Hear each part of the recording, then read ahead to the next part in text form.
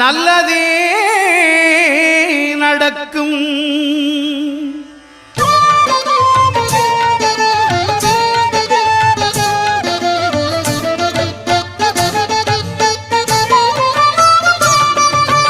ஒன்பது கோளும் ஒன்றாய் காண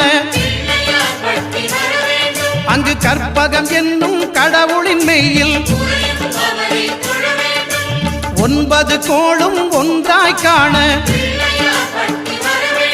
அங்கு கற்பகம் என்னும் கடவுளின் மெய்யில் சூரியன் முதலாய் 9 கிரகமும் பலவித குணங்களை கொண்டிருக்கும். எங்கள் கற்பக தருவில் அவை வரும்போது ஒன்றாய் சேர்ந்து பலனளிக்கும்.